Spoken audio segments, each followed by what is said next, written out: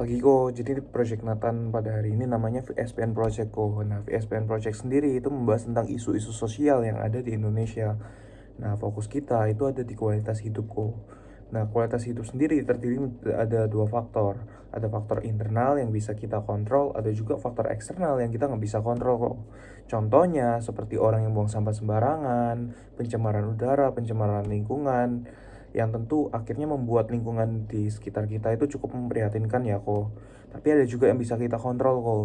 Contohnya itu makanan yang kita makan sehari-hari. Nah, Koko sendiri suka junk food atau healthy food kok? Oh ya sama sih kok, aku juga suka junk food sih kok. Tapi kalau aku boleh kasih saran, lebih baik diseimbangin kok sama yang namanya healthy food itu. Nah, tapi Koko tahu nggak sih, orang yang terlalu stres atau banyak pikiran itu bisa menyebabkan kanker, gangguan imun, jantung, dan lain-lain kok. Tapi permasalahan terbesar di Indonesia itu bukan itu kok. Permasalahan terbesar di Indonesia kok, itu 80% penduduk Indonesia sebelum meninggal dunia, mereka kena sakit dulu kok. Jarang kita denger kok kayak si A sehat, tiba-tiba besok nggak ada. Kita lebih sering orang sakit dulu kok, masuk rumah sakit, opnam, baru meninggal. Nah, mungkin kalau aku boleh kasih contoh kok, di dalam satu keluarga terdiri dari 5 orang. 4 dari 5 orang ini terancam terkena sakit kritis sebelum meninggal dunia kok. Rata-rata mereka kena penyakit seperti stroke, jantung, gagal ginjal, dan kanker. Nah, menurut Koko, dari 4 penyakit ini, mana yang paling berbahaya kok? Oh, kanker ya kok, ya. Kira-kira kok ada teman atau saudara kerabat yang pernah kena kanker tak kok? Oh, kena kanker apa tuh kok kalau boleh tahu? Oh ya, bahaya sih kok memang kanker. Dia bertahan berapa lama kok? Oh ya, lumayan lama ya kok. Ya aku setuju sih kok, kanker memang berbahaya. Tapi tentu semua penyakit ini kok berbahaya kok. Apalagi biaya pengobatannya juga lumayan kok. Seperti stroke 1 miliar, jantung 1 miliar, kanker 2 miliar, ginjal 3 miliar kok. Tapi kok ini masih biaya yang kelihatan.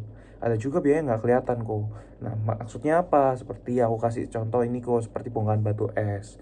Nah, di atas kelihatannya bongkahan batu es ini kecil kok, tapi kita nggak tahu di bawahnya ternyata besar. Mungkin kalau Koko tahu film Titanic, nah bongkahan kapal itu tenggelam menabrak bongkahan batu, dia mikir kayak, oh bongkahan batu ini kecil, tapi kan dia nggak tahu di bawahnya ternyata besar.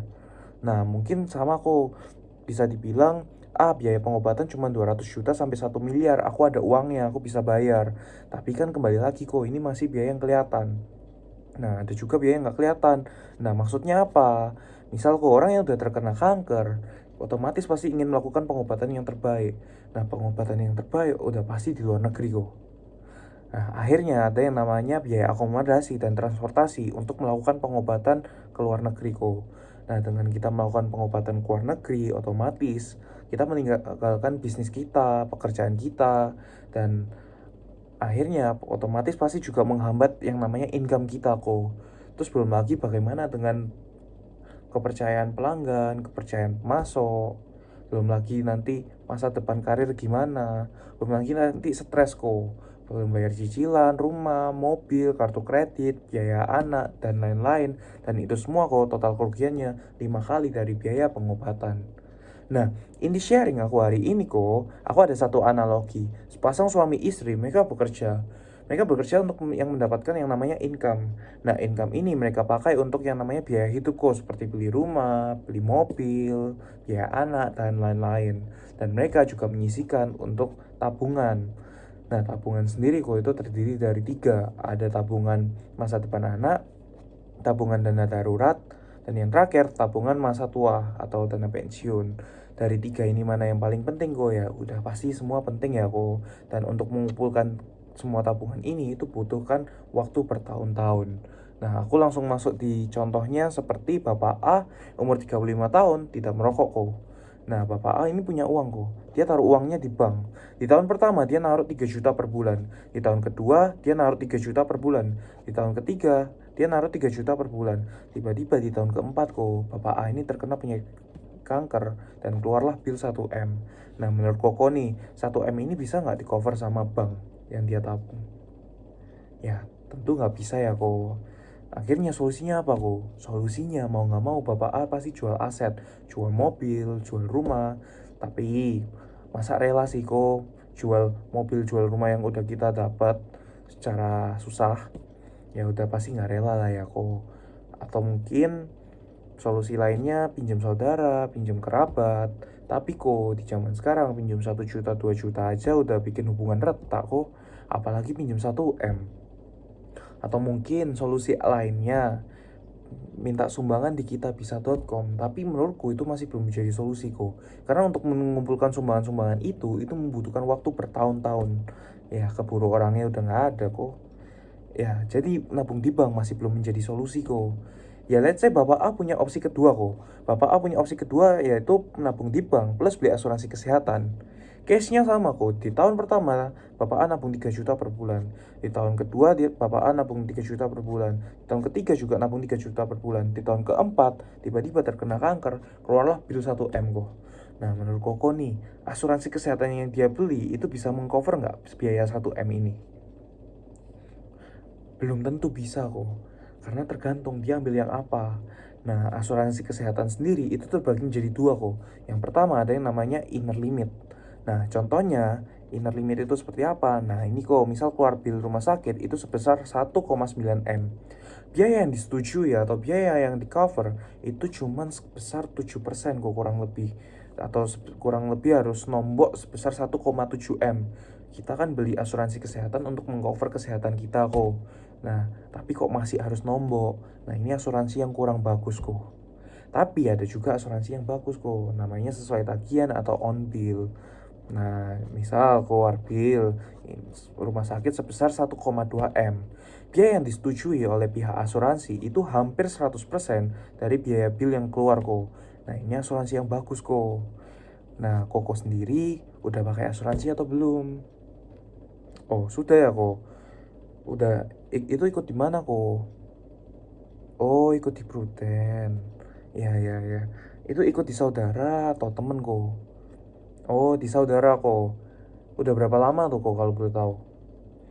Ya lumayan lama sih ya. Premi per bulannya kalau boleh tahu berapa kok?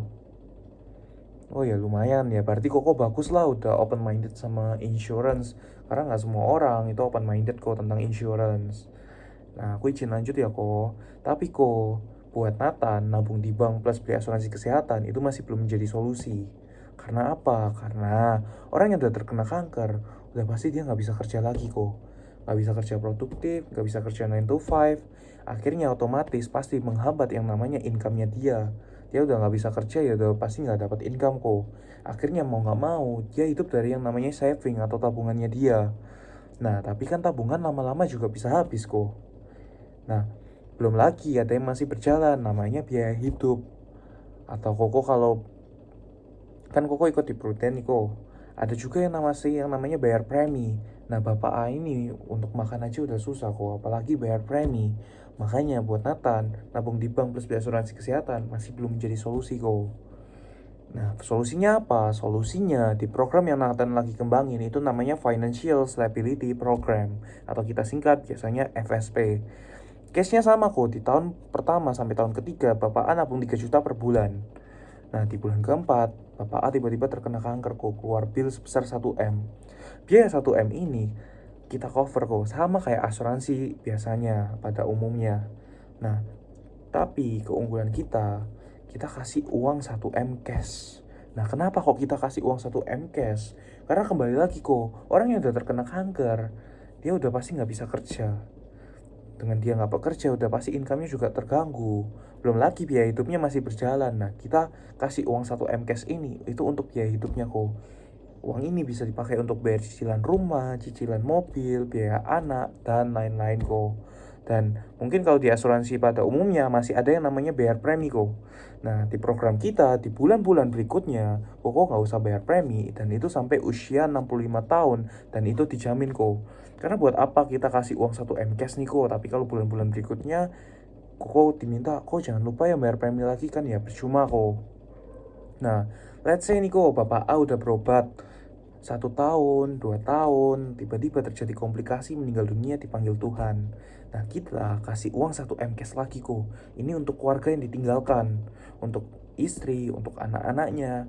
Memang 1 M ini itu nggak berarti bagi nyawa seseorang, tapi setidaknya Bapak A ini pergi meninggalkan warisanku, bukan meninggalkan hutang. Atau let's say lain deh kok, Tuhan mungkin izinin Bapak A ini sembuh total, Bapak A bisa kerja lagi. Tapi waktu pulang dari pekerjaan, tiba-tiba Bapak A mengalami kecelakaan kok. Kita kasih uang 1 M cash lagi kok. Dan kita kasih kartu sakti.